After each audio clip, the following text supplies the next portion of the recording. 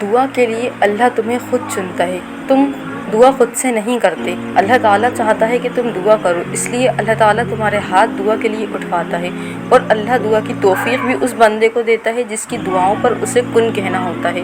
اور تمہاری زبان پر ایک ہی دعا کا بار بار آنا یہ قبولیت کی نشانی نہیں تو اور کیا ہے۔ اس لیے مایوس نہیں ہونا، تھکنا نہیں ہے، صرف اللہ تعالیٰ سے مانگتے رہنا ہے امید کے ساتھ۔ اگر اللہ تعالیٰ نہیں چاہیں گے تو تم دعا کے لیے ہاتھ بھی نہیں اٹھا سکتے۔ اس لیے اگر تمہارا دل چاہ رہا ہے دعا مانگنے کا اور تمہیں توفیق مل رہی ہے تو مانگتے رہو، انشاءاللہ تمہاری دعائیں ضرور۔ السلام علیکم۔ آج کی جو میریکل اسٹوری ہے وہ میریکل آف استغفراللہ ہے اور میریکل آف تہجد ہے۔ تو تہجد کی بینیفٹس تو آپ لوگ جانتے ہی ہیں کہ تہجد پڑھنے سے کیا کیا فائدے ہوتے ہیں۔ تہجد پڑھنے سے ہم اللہ تعالیٰ کے بہت زیادہ قریب ہو جاتے ہیں، اور اللہ تعالیٰ ہر کسی کو تہجد کے لیے نہیں چنتا، جو ان کے محبوب بندے ہوتے ہیں اللہ انہیں ہی تہجد کے لیے چنتا ہے، اور اللہ تعالیٰ کے لاڈلے بندے ہوتے ہیں جو تہجد کی نماز پڑھتے ہیں۔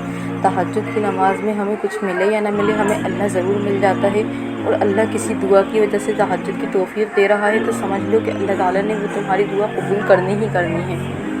اب میڈیکل اسٹوری ہے جن کی وہ پڑھ کے بتاتی ہوں۔ تہجد اینڈ استغفراللہ اسٹوری۔ میں بہت سالوں سے اپنے اچھے پارٹنر کے لیے ٹینشن میں تھی اور بہت کچھ ڈینجرس ٹریجڈی سے بھی گزر چکی تھی۔ صبر کا سفر 7 سال تک چلتا رہا، مگر اس سفر میں زبان پر دعائیں اور اللہ پر یقین تھا۔ پھر ایک اسٹوری دیکھی انسٹاگرام پر، انہوں نے تہجد اور استغفراللہ کی، تو انہوں نے 1 سال پہلے تہجد پڑھنا اسٹارٹ کر دی اور روز استغفار کرتی تھیں۔ 3 یا 4 مہینے ہوئے تھے استغفار کرتے ہوئے، روز یہ 200 یا 1000 تک پڑھتی تھیں۔ نکاح کے لیے پڑھتی تھیں اور اللہ تعالیٰ سے ہر وقت چلتے پھرتے دعا مانگتی تھیں، اور روزانہ پاورفل آیت کریمہ یہ لازمی 100 یا 200 بار پڑھتی تھیں۔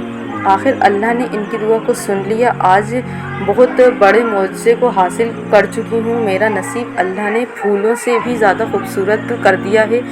بہت اچھی لائف پارٹنر اور فیملی دے دی، میری ایکسپیکٹیشن سے زیادہ الحمدللہ۔ آپ سب بھی یقین سے مانگیں اور یاد رکھیں توکل اور دعائیں صبر کی منزل ضرور آتی ہیں۔ اللہ اپنے بندوں کو بہت نوازتا ہے، ہمت نہیں ہارنی بس۔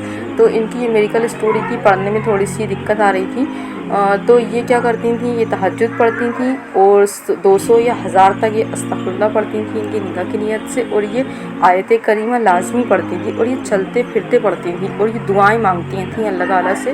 اور ان کا کہنا ہے کہ یہ توکل صبر سے ہی منزل آسان ہوتی ہے، اور اللہ تعالیٰ سے ہمت نہیں ہارنی ہے، دعائیں مانگتی رہنی ہے۔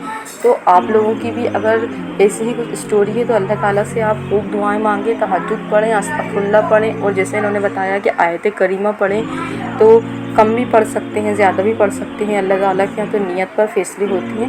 اللہ تعالیٰ آپ لوگوں کی دعاؤں کو انشاءاللہ ضرور قبول کریں گے۔